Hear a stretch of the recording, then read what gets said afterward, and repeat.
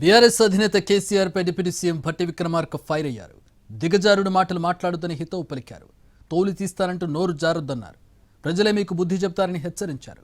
ప్రజాప్రభుత్వంపై BRS నాయకులు విషం కక్కుతున్నారని మండిపడ్డారు. ప్రతి పైసా ప్రజల కోసమే ఖర్చు చేస్తున్నామని స్పష్టం చేశారు డిప్యూటీ సీఎం భట్టి. స్కీమ్స్ పైన అడ్డగోలుగా మాట్లాడుతా ఉన్నాం అని చెప్పి ప్రజలు వారి ఓటు ద్వారా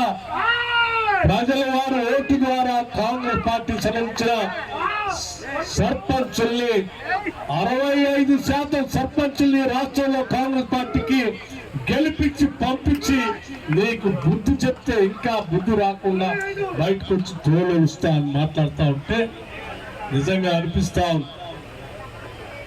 నువ్వు తోలు ఎలుస్తా అంటే మేము కూడా దిగజారిపోయి ఆ రకంగా నువ్వు మాట్లాడతావని అనుకుంటున్నావు. మాట్లాడడం మేము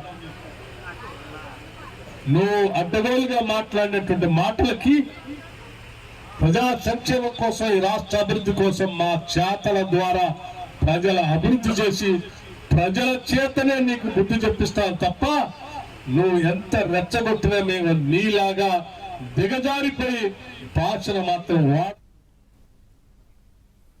కేసీఆర్ శాసనసభకు వచ్చి మాట్లాడలేరన్నారు డిప్యూటీ సీఎం భట్టి. కేసీఆర్ తోలు వలుస్తారంటే చూస్తూ ఊరుకోవడానికి ఇక్కడ ఎవరూ ఖాళీగా లేరని కౌంటర్ ఇచ్చారు.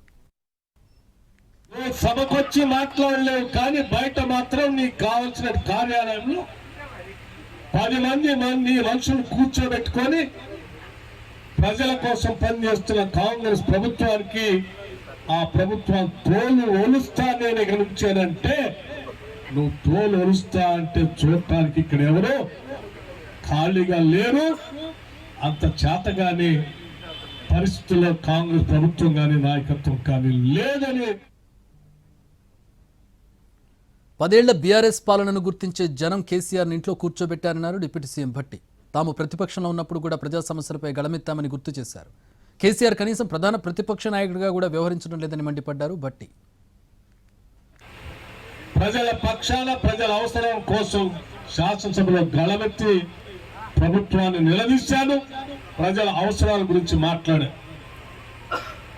మరి నువ్వు 10 సంవత్సరాలు ముఖ్యమంత్రి చేసి నీ ప్రభుత్వాన్ని నువ్వు చేసిన అగాత్యాలని గుర్తించి రాష్ట్ర ప్రజలు నువ్వు పనికిరావు పాలనకని ఇంట్లో కూర్చోబెడితే కనీసం ప్రధాన ప్రతిపక్ష నాయకుడిగానైనా నువ్వు ఆ పార్టీ శాసనసభ నాయకుడిగా బాధ్యతలు తీసుకున్నావు.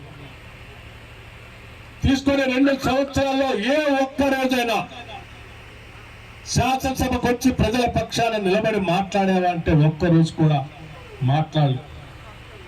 ఎందుకంత భయం నీకు? శాసనసభ రావటానికే భయపడేటువంటి నీకు అసలు ప్రధాన ప్రతిపక్ష నాయకుడు హోదా అవసరమా అని కూడా నేను అడగదు. కేసీఆర్ తోలు వలిచే ఉద్యోగం ఎప్పుడు తీసుకున్నారంటూ ఎద్దేవా చేశారు డిప్యూటీ సీఎం భట్టి. ప్రజాస్వామ్య వ్యవస్థలో ప్రతిపక్ష నాయకుడు కూడా సభలో పాల్గొనాలన్నారు. ప్రజా సమస్యలపై మాట్లాడాలని సూచించారు భట్టి. నేను అనుకున్నాను నేను బయటకు వచ్చి ప్రజల మధ్యలో వెళ్తాను, నేను ప్రెస్ ద్వారా ప్రజల్ని ఉద్దేశించి మాట్లాడతానంటే సరే ఈ 2 సంవత్సరాలు కాంగ్రెస్ ప్రభుత్వం చేసినటువంటి సంక్షేమ కార్యక్రమాలు వాటిని దృష్టిలో పెట్టుకొని ప్రజలు ఆస్వాదించిన వాటిని వారు కూడా అంగీకరించి ఇంకా బాగా చేస్తా ఉన్నారు, చేయండి అని చెప్తాడేమని అనుకున్నా.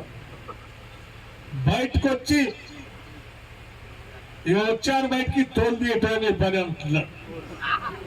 తోలు తీస్తాడంటే ఏం తోలు తీస్తాడు? ఎవరు తోలు వలుస్తావు? నువ్వు తోలు వలిసే ఉద్యోగం నువ్వెప్పుడు తీసుకున్నావు? అది కాదు కదా నీ పని. రాష్ట్రంలో ప్రతిపక్ష నాయకుడిగా శాసనసభలో ప్రజాస్వామ్య వ్యవస్థలో ప్రభుత్వంతో పాటు ప్రతిపక్ష నాయకుడు కూడా సభలో పాల్గొని